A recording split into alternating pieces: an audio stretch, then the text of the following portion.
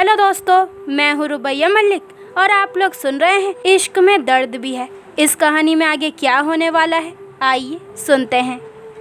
आरव 7वां वचन कहता है, मैं वचन देता हूँ कि जिस दिन तुम इस दुनिया से जाओगी सुहागनी जाओगी और मैं ही मुक्ति दूंगा तुम्हें। नैना अपनी आंखें बंद कर लेती है और एक बार फिर उसकी आंखों के किनारे भीग जाते हैं। फेरे पूरे होते ही आरव नैना को मंगलसूत्र पहनाता है और उसकी मांग में सिंदूर भरता है। पंडित जी कहते हैं, आज से आप दोनों पति पत्नी हैं। आरव अपनी जलती निगाहों से नैना को घूर रहा था। वो झट से नैना को गोद में उठा लेता है। वो नैना की तरफ देखते हुए कहता है, बस शादी खत्म, आप सब यहाँ से जा सकते हैं। नैना अभी से ही थर-थर कांप रही थी। उसे पता था कि अब उसके साथ क्या क्या होने वाला है, पर फिर भी उसे आरव से ये उम्मीद थी कि वो उसके साथ जबरदस्ती नहीं करेगा। इतना पत्थर दिल नहीं बनेगा वो। आरव नैना को वैसे ही गोद में लिए कमरे की तरफ बढ़ जाता है। नैना को वो पल याद आ जाता है जब आरव उसे ऐसे ही बाहों में उठाकर कमरे में ले गया था। फर्क सिर्फ इतना ही था कि उस लम्हे में केवल प्यार ही प्यार था और इस लम्हे में केवल नफरत, इतनी नफरत कि कोई सोच भी नहीं सकता। नैना मन में कहती है, अभी कल ही की तो बात थी, कल ही तो वो अपनी बात पूरी सोच भी नहीं पाती। आरव बेहद गुस्से से कमरे का गेट खोलता है और नैना को वही जमीन पर गिरा देता है और बेहद नफरत से कहता है, अब यहाँ बैठकर सोचो कि तुम्हारे साथ क्या क्या होने वाला है। ये कहकर वो रूम को लॉक करके बाहर चला जाता है।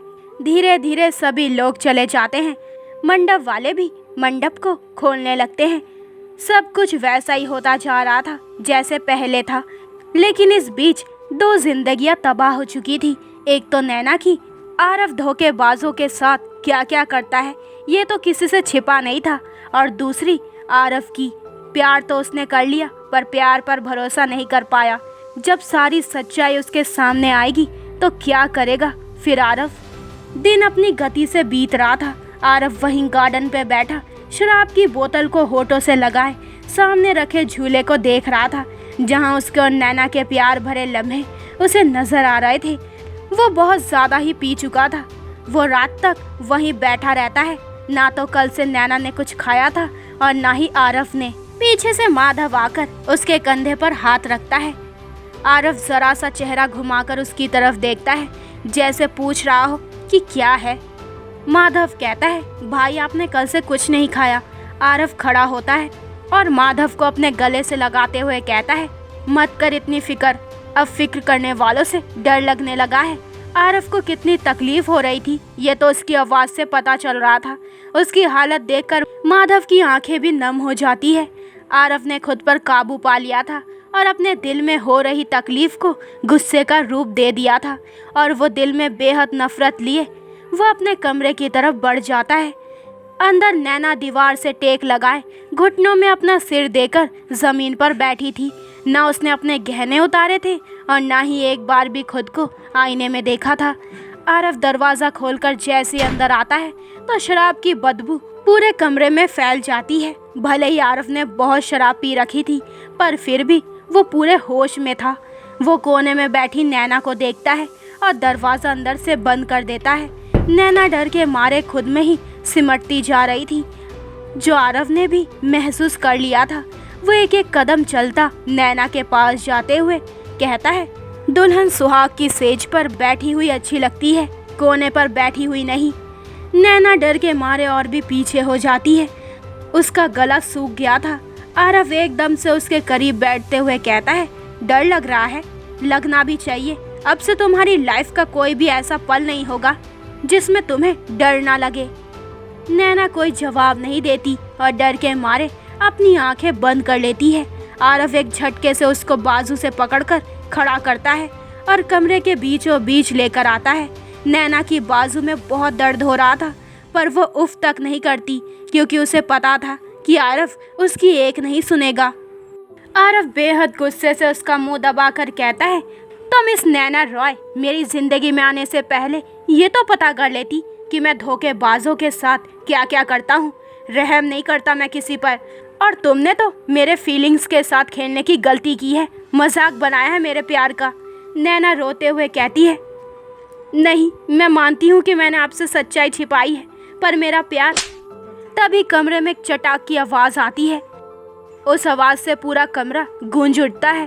दरअसल आरव ने नैना को बहुत जोरदार चाटा मारा था, जिसकी आवाज़ पूरे कमरे में गूंज उठती है।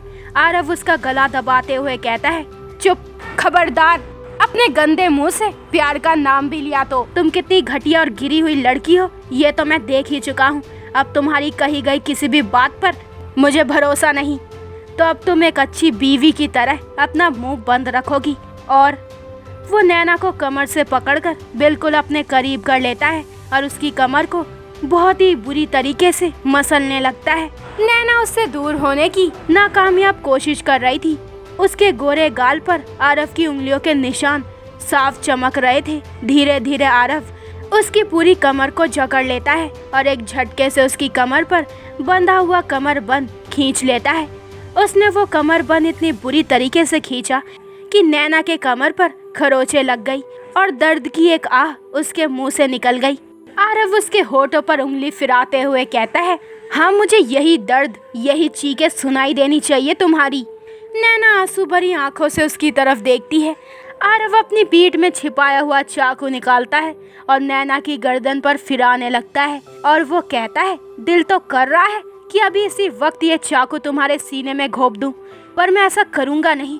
वो नैना के गले में पहने हुए हार में चाकू फंसाकर उसकी डोरी काट देता है, जिससे उसकी गर्दन पर भी चाकू लग जाता है और नैना की एक दर्द भरी चीख फिर कमरे में गूंज जाती है।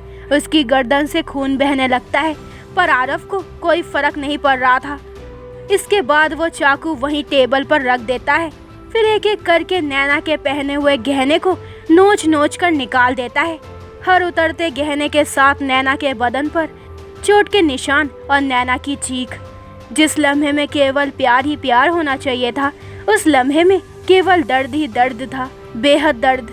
नैना बस सिसक रही थी। अब तो उसने आरव से खुद को छुड़वाना भी बंद कर दिया था। वो समझ चुकी थी कि आरव पर इस वक्त खून सवार है और वो उसकी एक नहीं सुनेगा। उसे समझ आ गया था कि आज गुस्से में आरव एक और गलती करने वाला है। आरव नैना को बालों से पकड़कर अपने करीब करता है और कहता है, रात रंगीन करने का टाइम आ गया है जान। ये कहकर वो नैना को बिस्तर पर धक्का दे देता है और अपनी शर्ट उतारते हुए कहता है, अब तुम तब तक यहाँ से नहीं हिलोगी जब तक मैं तुम्हें नहीं छोड़ता, चाहे तुम मर भी क्यों ना जाओ, पर मेरी मर्जी के बिना बिस्तर से उठने की गलती तुम नहीं करोगी। ये कहकर वो नैना के ऊपर झुक जाता है। नैना एकदम से पीछे होते हुए कहती है, इतना कठोर दिल मत बनिए कि जिस दिन सच्चाई आपके सामने आए तो आप खुद से नजरें मिलाने के काबिल ना रहे। आरव उसका मुंह दबाते हुए कहता है, सच्चाई की बातें तुम्हारे मुंह से अच्छी नहीं लगती नैना रॉय, और अभी तो मैंने कुछ शुरू भी नहीं किया। नैना रॉय, अब तक तुमने मेरा प्यार देखा है, लेकिन आज से तुम मेरी नफरत देखोगी। मेरा नफरत, मेरा गुस्सा सब देखोगी तुम। अब तुम्हें पता चलेगा कि इश्क में दर्द भी है।